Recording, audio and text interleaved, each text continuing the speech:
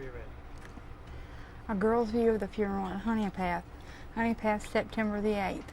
Voices of their leaders rang out today and urged their companions to continue the textile union fight, but 6 men killed in Thursday's clash at Sokola Mill did not hear, for they were dead. The services began at 3 o'clock in the afternoon. Gene Gilmer, Sokola union leader, led the singing in the Sweet By and By, and the Reverends E.W. Lawless delivered a prayer. It was then that the first speakers were introduced. Standing against a background of American flags rippling in the breeze, Reverend James Meyer of the Federated Council of Churches of Christ in America, with headquarters in New York, delivered the funeral sermon. He reviewed the labor conditions from the time Christ was on earth through the Middle Ages and up to the present time. He declared that at first people who earned their bread by daily labor were classed as mere slaves. Eventually they were more favorably recognized to their bosses, and today are having a large say-so in the governmental affairs of the nation. He mentioned several times during his address that this was a religious war. Interruptions were frequent during the course of his speech, and the speakers that followed, as well by the applause from the crowd of approximately 7,000 people. After the address by Reverend Myers, L.E. Brookshire, President of South Carolina Federation of Labor, presented John Peel, 3rd Vice President of the UTW. Peel consoled the crowd by reading a message from Francis J. Gorman, strike chairman and another prominent textile union man. The crowd listened attentively to many messages, and only a few disturbances, such as an airplane circling above the crowd, the humming of the movie cameras, and the clicking of their cameras, distracted their attention. Finally, the funeral procession proceeded to the cemeteries. The bodies of Lee Crawford and Ira Davis were interred at Mount Bethel Church, a few miles from Honeypath. The other 4 slain were carried to Eastview Cemetery on the opposite side of town. The funeral marked the most colorful and saddest event that the little town of Honeypath has ever known, an event that brought together the largest crowd to ever gather in Honeypath, an event that placed the name of Honeypath on the front pages of all the America's newspapers.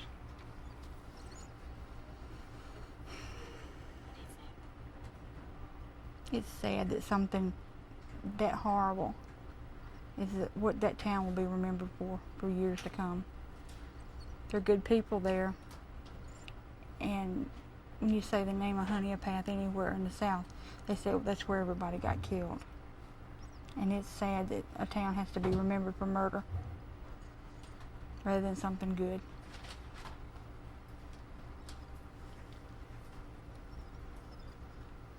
You do it. You're doing a good job. Okay. The services began at 3 o'clock in the afternoon. Gene Gilmer, Sokola union leader, led the singing of In the Sweet By and By, and the Reverend E.W. Lawless delivered a prayer. It was then that the first speakers were introduced. Should I stop there? Okay. It's okay.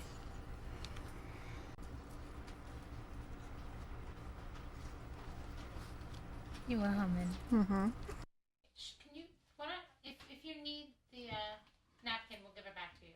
We're never gonna see that. Yeah, there she go. There's might this.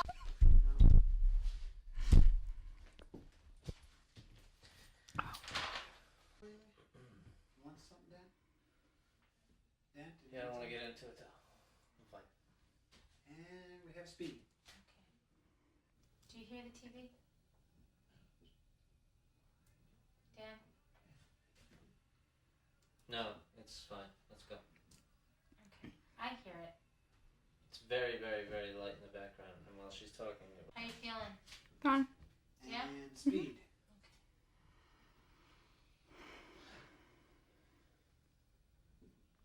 Do you think, just to listen us all up, maybe we could hum? You could tell me what song they sang at that funeral. Maybe you could comment. I knew what you're trying to do to me. She heard me a while ago. I can't do that.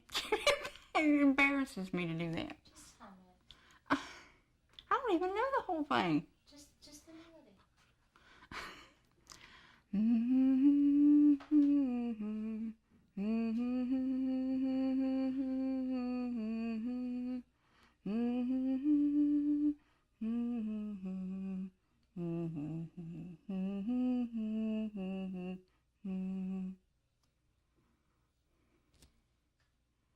What was that? In the Sweet By and By. And was sung at the funeral for the people that were killed in Honeypath in the riot.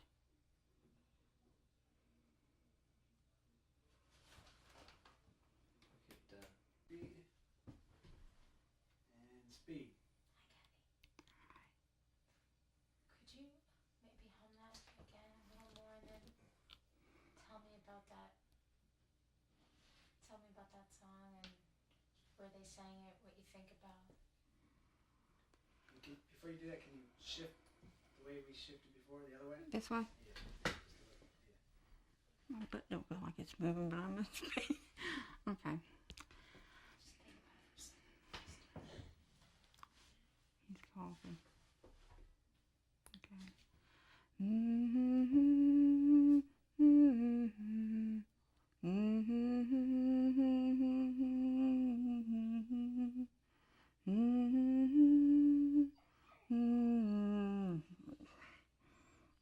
Dog. Boom. Remember when we were looking at that footage a couple of years ago Mm-hmm. and that crowd, they were singing that song? Could you tell me what you learned that they were singing and sing it, maybe talk a little bit about the song or what it makes you think, and hum it a couple times. It was in the Sweet By and By, and it goes. Okay,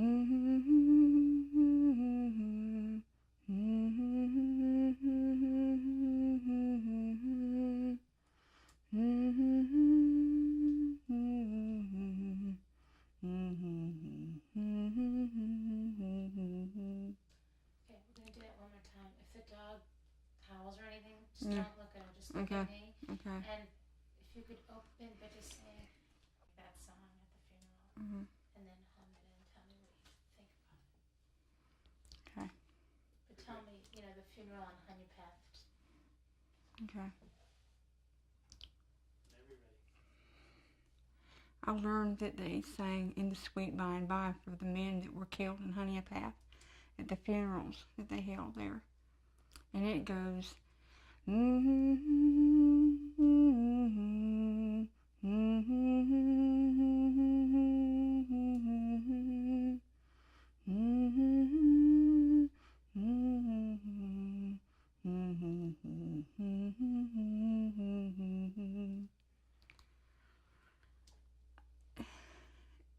I understand the hymn and what it means that we'll all be together again.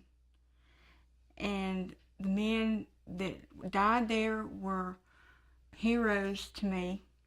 They fought for a better life for themselves and the generations ahead of them. And they died unnecessarily. It should have never have happened. It was unusual force. They were shot in the back. And it just was not necessary. And nobody ever served a day for doing it. In this day and time, if you shoot somebody in the back, you go to prison for the rest of your life, if not the gas chamber. And the police were involved. The National Guard was involved, whether they did any shooting or not. But the police did most of the shooting, and the people in the mill did. And people have believed for years that the Union shot those people. And the Union people didn't even have any guns on them. The only people that were armed were the people who owned and ran the mill. And they're the ones that shot them dead in the street. And they even shot children that were down there. And those children didn't pose a threat to anybody, nor the women there, nor the men that were shot. And it's a terrible thing for people to walk around, the relatives of these people, even to this day, 60 years later, that walk around. They're ashamed and they're afraid to say anything about it. People you walk up to that are in their 60s and 70s and 80s, and you mention Honeypath, and they don't want to talk about it, or they start to cry. And these people don't have anything to be ashamed of. They're not trash because they worked in a mill and they wanted a better life for their children. But people have looked at it that way for so many years, and I don't think it'll ever change unless somebody educates them and shows them that the people did no wrong. It's not a crime they committed. It's the only thing that they wanted, a better life. And nobody on this earth can say they've never wanted a better life. And they took their lives and put their lives on the line. They didn't go there to die that night, but they wound up dead. They went there to fight for what they believed in. And I don't mean physically fight, but to stand up and show that they meant what they said. I mean, this whole thing was over money. And those people's lives can't be brought back with money. And this thing should have never happened. And had it been this day and time something like that happened, those people would go to jail. And their relatives are walking around like they were big heroes because they killed those people. They're the ones that should be hanging their heads, not the families of the people that were shot. They have nothing to be ashamed of. They have everything to be proud of. And people should not be afraid to join unions because of this. The union's not there to hurt you. They're there to help you. They want to make sure a company treats you with dignity and the respect that every human being should have. They don't want people to be pushed around and treated like milk trash, as they call it. Just because you work for another man doesn't make you any less of a person. No way, shape, or form. We're all equal on this earth. Other people have better positions, but nobody's better than anybody. You might have a better paying job, but that doesn't make you any better than the man that works for you. And that's the way people should be treated. And that's what unions are there for. They're there to make sure that you make a decent wage for a decent day's work, that you're not overworked, underpaid, that you have benefits, you have a retirement to come to when you get old and gray and you don't want to have to live off of dog food the rest of your life. But these companies don't care about you. You can die on the job. And they'll haul you out, take you to the funeral home, and bring somebody else in and say, well, he was a good one, but he's gone. But the union wants to make sure your family's provided for if something happens to you. They look out for every aspect of your life. And people need to understand that. The young ones coming today don't realize that these people died for the rights and the benefits they take for granted every day. They think that the world owes them a good day's wages. And that's not true. Somebody died for that right. People went to war to fight for people's rights. And these people fought their own war on their own soil. They didn't have to go out of this country to fight. They had to do it here. And they've been treated like less than people. And they're remembered that way. And it's not right. And I think for the unions to grow in this country now, they need to know what the old-timers went through. How they suffered, how they lost. And until they do, the unions will never make it now. They'll never make it until they make the young people understand that all this wasn't handed on a silver platter. Somebody had to fight for it, and somebody lost out for it.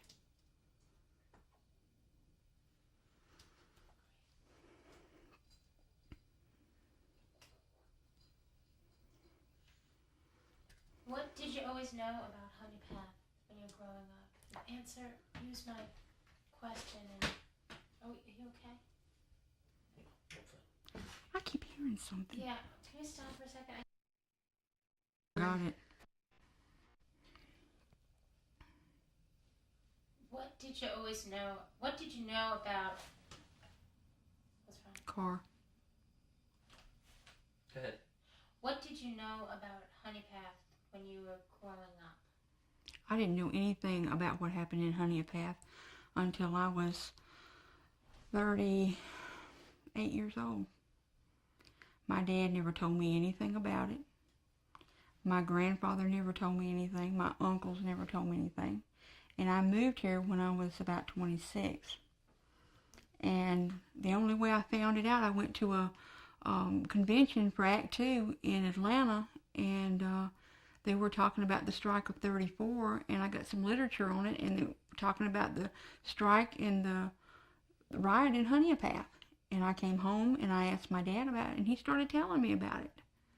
And that's the way I found out about it. I never knew a thing about it until I was in my late 30s. Not a word about it. Excuse me. There's two ways to... I'm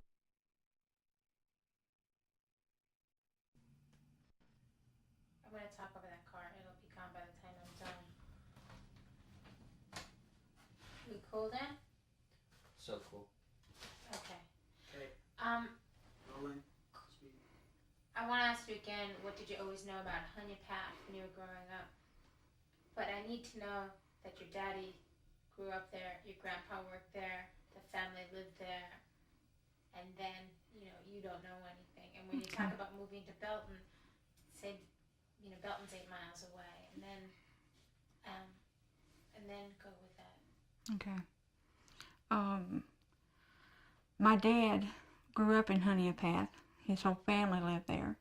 My grandfather was a night watchman at Jacola Mill. And as far as, I didn't move to Belton until 1979, which is 8 miles from Honeypath. It's two small communities right close together. And I didn't know anything about what had happened at Jacola Mill until I had lived here about 16 years. And the only way I found out, I went to a union convention and learned about it there and came home and asked my dad. And he started answering questions, and I went to the library and pulled things up on the microfilm from the newspaper articles. But as far as it being discussed in the family or any of the times I ever visited Belton or Honeypath growing up, nobody ever said anything about it. It was kept real quiet. And I don't know why it shouldn't have been. And even when I asked my dad about it 2 years ago, he didn't really act like he wanted to say anything then. And I pressed him for information about it, and I asked him why he didn't want to tell me, and he said he didn't want to scare me because there was a union coming here and he didn't want me to scare me into thinking they would do something to me like the people were scared in Honeypath.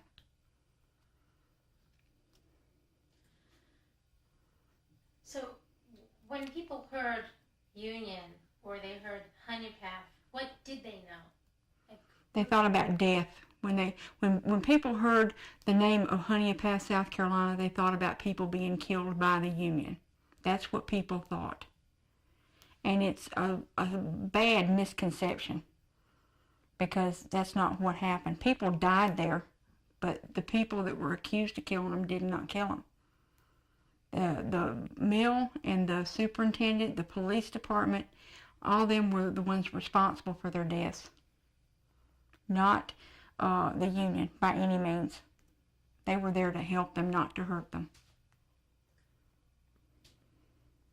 Now, with this misconception that you're calling it a misconception, could you talk about, what, again, and don't do that to me. I'm getting nervous. You're nervous? You're Yeah. doing great. You have no reason to be nervous, Kathy. You are just wonderful.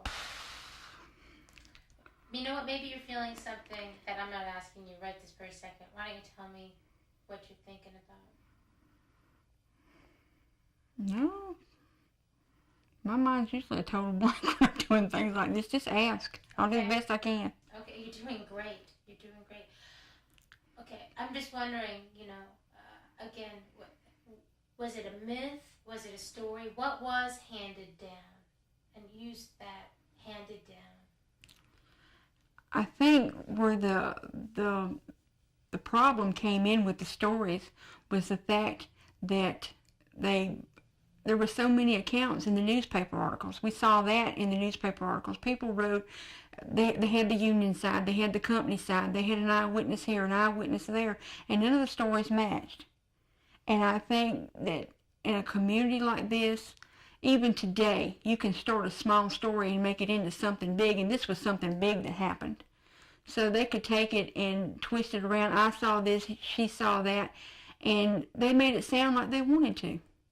And the true story, I don't think was ever told. And, the whole true story. It had bits and pieces that were true and bits and pieces that were not. Even the newspaper couldn't decide which was right and which was wrong. And by the fact that nobody was ever convicted of anything, even though they were brought up on charges and turned loose, shows the fact that not all the facts came out. If they had, somebody would have went to jail, I'm sure. But is this story really about which side are you on, or the gun, Is it about who's shooting what gun? Can it be, I mean, if you think about it, once you get beyond who was shooting at who, what is this really about? And could you somehow include that question into? You're totally confusing me. Okay, all right. Well, that's good. If I am, then I won't do that. We'll go on. What I'm saying is, okay. Do you hear something back there? I don't hear it. Okay.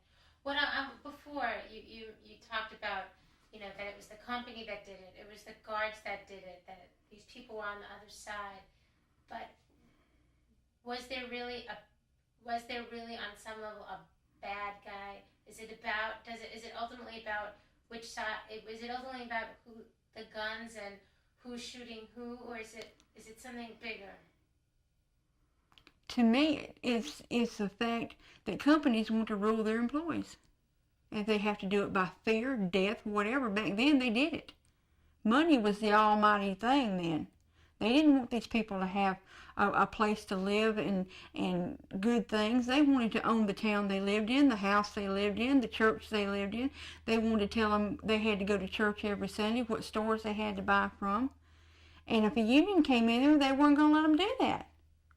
And in other towns, the man who owned the mill owned the town. He owned the house you lived in. He owned the place you bought a car if you could afford one.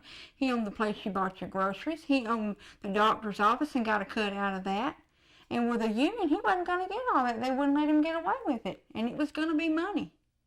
That was the bottom line. They did what they could for the almighty dollar. They didn't care about those people. They didn't care if they lived or died. They cared about the money that was going to wind up in that company's pocket and what the superintendent was going to get his cut out of the profits. And it was all money. It wasn't about, to them it wasn't about rights, and to the people it wasn't about money. To the people it was about rights and being treated as a human being. And there was some money to it. Of course everybody wants a raise, but that wasn't the basis for the whole thing.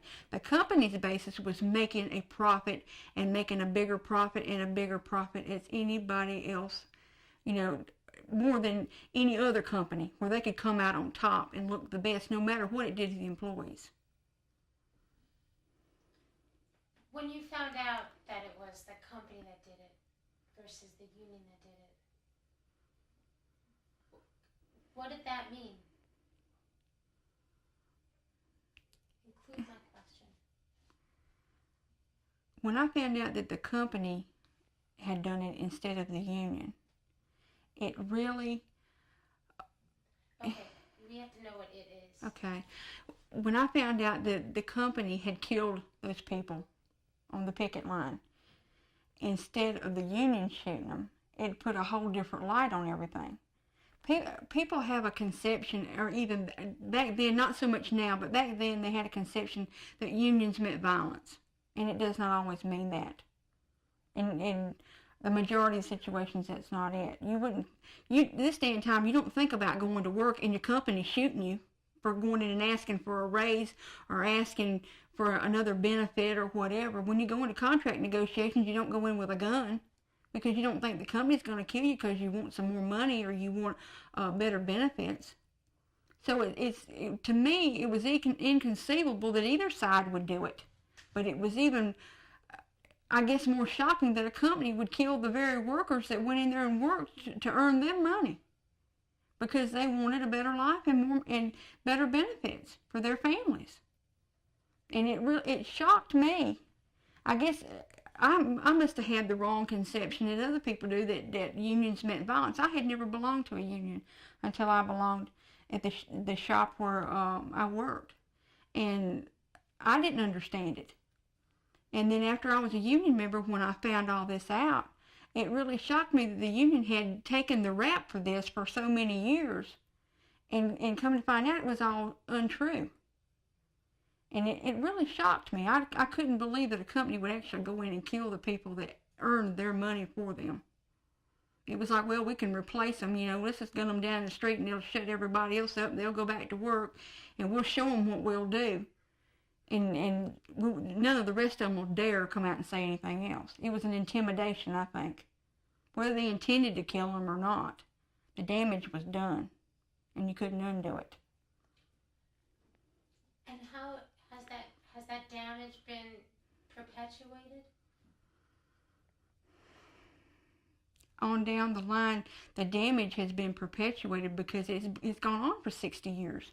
And it's gotten bigger and bigger and bigger and bigger. And today in this area, when a union tries to come in, that's the first thing they holler. Look what happened to those people in Honeypath. We don't want to die. Those unions will kill you. They still believe that.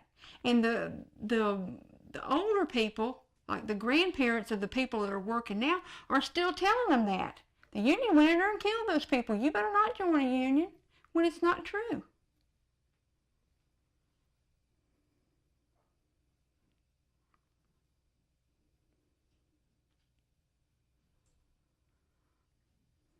Name that damage. What is that damage? Is it silence? Is it secrecy? Is it... It's the damage that's been done is that the unions have been given a bad name.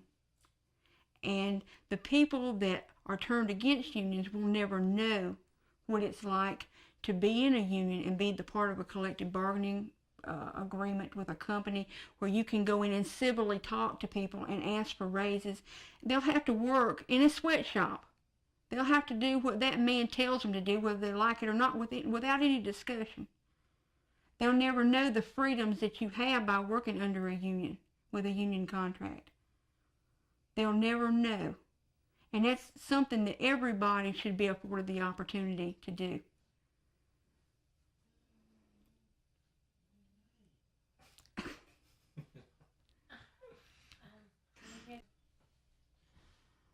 Speak. We were talking about damage. Is damage also about silence and not telling?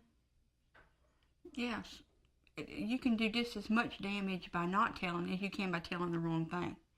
If you tell the truth about something, you can't, to me, knowing the truth is the best way. No matter how bad it is, that the truth should be told.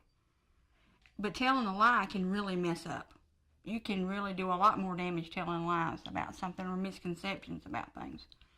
If you can't tell the whole story about something as serious as that riot and the killing in Honeypath, you don't need to say anything about it at all. But it's been so long, and so many people have said so much, and that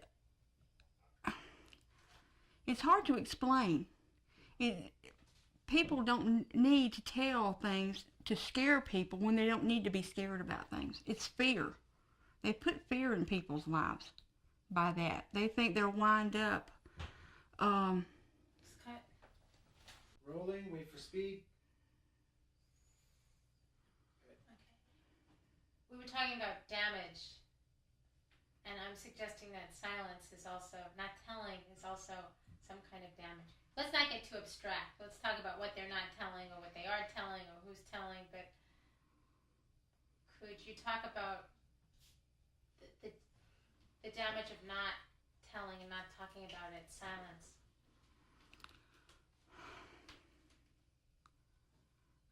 I think you have a right to know what happened in your own community before you were born. Because if it's going to affect your everyday life, you have a right to know. And by what happened 60 years ago, and it's still affecting people today. And it's sad to grow up not knowing about violence that took place 8 miles from your front door. That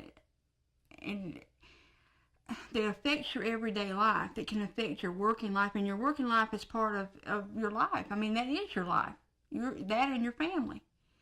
And you need to know the things that happened in your past. You have a right to know your history and about people that died and why they died. And to me, keeping it from somebody is damage. I mean, it's like keeping a dark secret about your own family. Because people back then, the neighborhoods were families. The mill workers were families all together. And people today, their ancestors, I mean, their relatives now that have to be ashamed of what their ancestors did because people have kept quiet or not said anything positive about them. And by keeping quiet, they put shame toward them. If you don't talk about something, you're ashamed of it. And they don't have anything to be ashamed of. And I think that does damage to a family on into the future. It's doing damage today. Because the living relatives they have now don't want to talk about it, or they cry when you talk to them about it because they feel ashamed about it. And I think if people had talked about it and got everything out in the open, there's people that won't even talk about it today at all. They'll just tell you they don't want to talk about it. And it's like they're ashamed, and it's putting people in a position they don't have to be in. They shouldn't be in. And I don't think it should be that way. There's nothing you can do about what was done in the past, but in the future you can change things. Mike, can you put the headphones on? I'm going to listen to it. Okay, tape's rolling. Quiet. How has this knowledge, well, first of all, is it just knowledge about violence? What else is there knowledge that they need, that the community needs to know?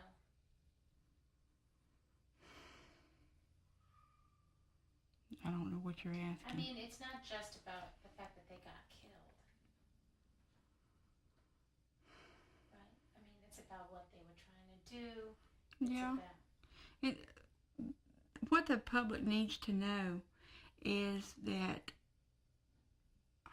everybody has the right to a better life, and nobody should be put down for wanting that.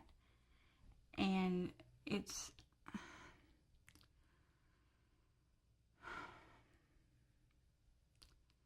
hard to say. They just need to know that everybody has a right to be the best they can be, to have the best that they need. Not that they need to be better than anybody, but they need to have a good place to work, a place that will look out after them and not treat them as just somebody there. Just not just a worker that comes in the door and leaves every day. They need to know that these people committed no crime. They did nothing wrong. They were in the wrong place at the wrong time, maybe. And I'm sure of that. They were in the wrong place at the wrong time. And the community needs to be proud of these people instead of putting them down. If I had my way about it, I'd go to Springs Mill and I'd tell them, put up a memorial to those people. They died so that you wouldn't try to cheat these people. Or Chicola Mill wouldn't try to look down on these people. They wanted a better life for themselves. And they need to put up a memorial to those people in front of that mill today. When I go by that mill, when I go to Honeypath, and I go by the street where I have to turn off to go to that mill, I get cold chills all over me. Knowing that men died, children were wounded, women were wounded in that street, all because they wanted more for their families. They wanted a decent life for their families. They didn't want to be looked down upon as mill trash. They wanted to be treated with respect and dignity, just like the people from the other sides of the tracks did. And people still treat people that live on the wrong side of Belton and Honeypath as mill trash. If you don't have that brick home and that swimming pool in the backyard, you're not worth anything. And these people need to know that people that go out and get their hands dirty to work are just as good as the ones that sit behind a desk and push a pencil every day. They're human beings. Not just workers, human beings. And they didn't have to go out and die for their jobs, but those people died so that others could have. And I have thought seriously about writing to Springs Mills and trying to do something, or even consulting the city of Honeypath. But I know that when I go to them, they're going to laugh in my face. Or they're going to say, "Are you crazy?" No, I'm not crazy. But I have a thought about it. And I think it would do these people that are the relatives that are living of these people today, it would do them proud to know that they don't have anything to be ashamed of anymore. They never should have been ashamed to begin with, but by putting that memorial up to them and say they died here, every mill where somebody died, they should put up a memorial to those people. Because they fought for what other people were scared to fight for. The ones that stayed home in the house and didn't open their mouths, they didn't go out there and try to do any better. They may have wanted to, but they were intimidated. Companies can intimidate you. They do it today. They threaten you. They do every which way, try to get you to do what they want to do. And I hope to God people don't get killed anymore. And we're supposed to live in a civilized society today where you don't get killed going to work. At least not by the company that you work for.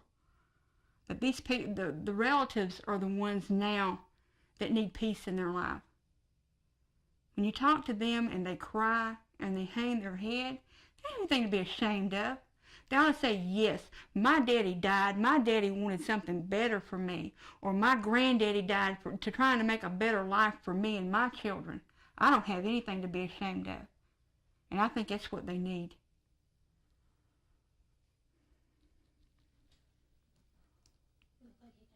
I am. How come? It upsets me. I mean, if my daddy had went out and robbed a bank or murdered somebody, I might be ashamed of him too. But I don't think I should have to be ashamed of one of my parents for fighting for me to have a decent meal on the table and not eat beans and biscuits every day of the week. When you go to school and kids made fun of you because you had holes in your shoes or didn't have any shoes at all, like my daddy did. He wore overalls. That's the reason he won't wear blue jeans today, because he didn't want to wear overalls when he went to school because the kids made fun of him. And he used to go and pick up bottles and stuff, drink bottles, and get money. And he cut his foot one time because he didn't have any shoes to wear. It took 9 stitches in a little boy's foot, 7 years old.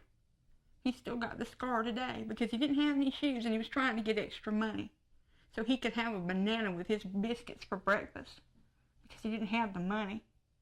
He went to school, and the other kids, they got to buy their lunch.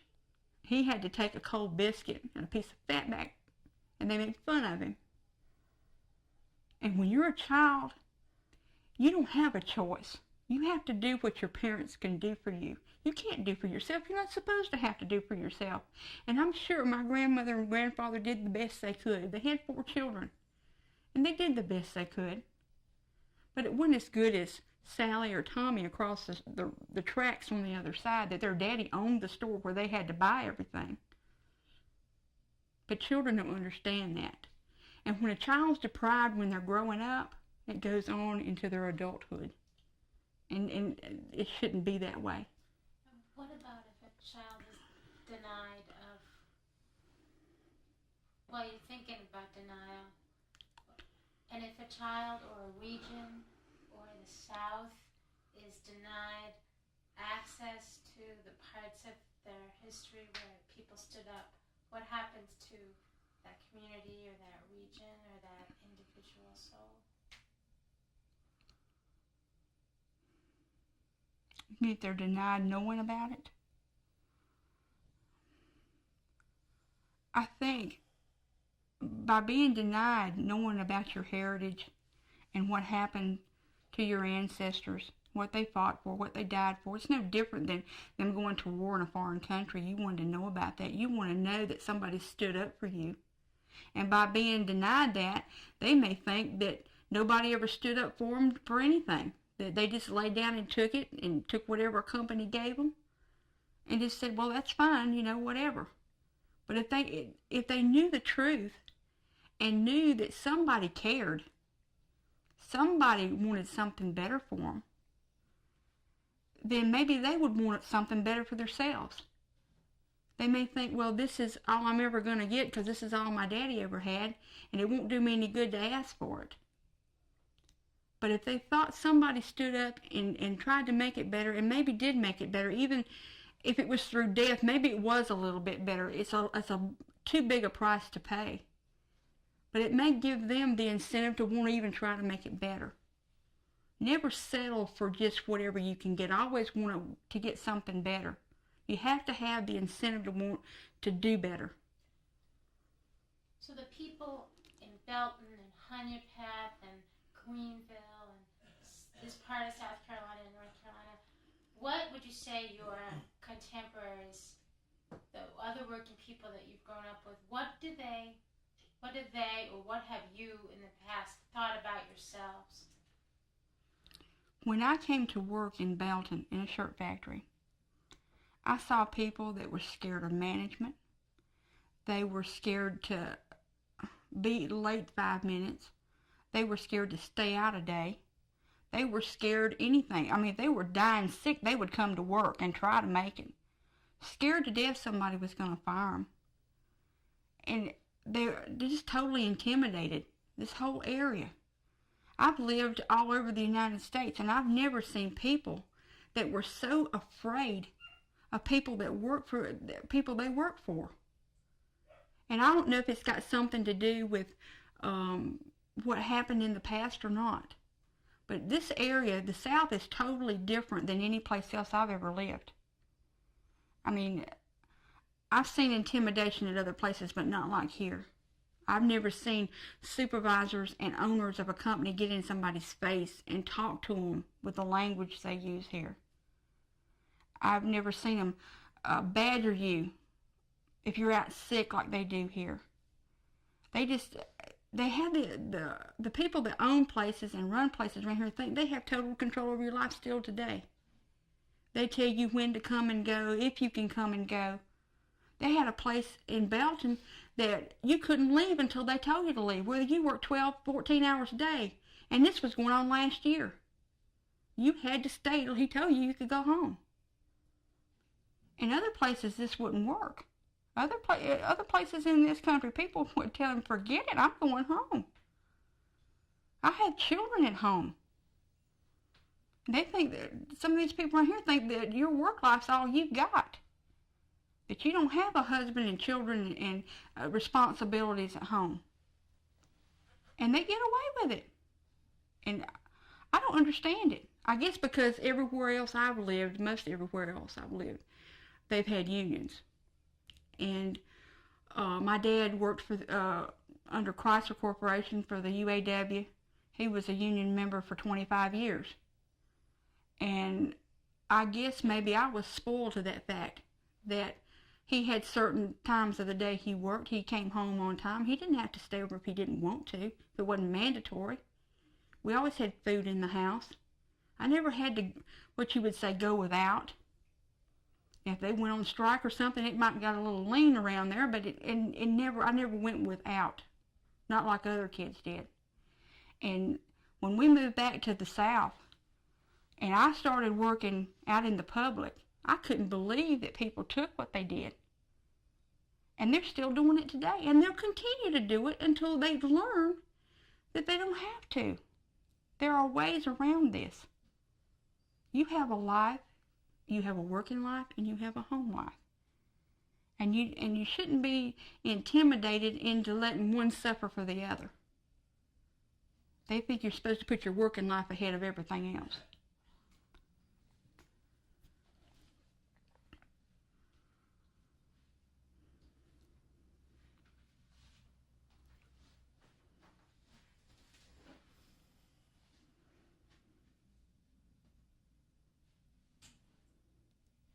How you compared not knowing or Honeypath or the 1934 General Textile Strike or the union like a crazy Aunt Edna in the closet. Could you use that term and talk about that? Oh, Do you need this? no. Can you cut your face? Unless you want Tapes to rolling, wait for speed. respond to what Robert just Let's said. go with Crazy Aunt Edna. Will we come back to that? Yeah, we'll come back to him. I got Crazy Aunt Edna on my Let's do mind. all yours Okay, and then we'll do Okay. All right. Can you use that crazy Aunt Edna? You today when we were at the newspaper, you even said that it's like Aunt Edna in the closet. Mm-hmm. by saying crazy Aunt Edna in the closet. Don't do it that way. Okay, what? I'd say by not talking, by being so quiet, by being so silent. Oh, I know what you said. You said it's like a family. They don't want to know about Aunt Edna, No, and you yeah, hide her in the said closet. The way all of us have been so quiet, or the way the region has been so quiet, it's like a family. Mm-hmm. The way a family is with Shane. Yeah. You talked about Aunt Edna, but you compared it to like a family. Okay. I had something else on my brain I was going to say too. What was it? Oh, okay. Ready? Yep. Okay. The shame that people felt about this, it's like a family that has a relative they don't want anybody to know about, and they stick them back in a closet and they never talk about them, or they put them away in a home somewhere and nobody ever talks about them. It's the same thing with this violence in the strike of 34. It's amazing to me. I took American history in the 11th grade. They didn't teach this. We didn't know anything about the strike of 1934. Not one thing was ever mentioned. And I couldn't believe that the history books just passed it by. And I still can't believe it. And I have a niece that's in high school now. It's not in her history books. And she lives in the South. But I don't know. But I can bet you can go up north and it's in there. I don't know. Let's go with the family again. I mean, just stretch it. You said, we are like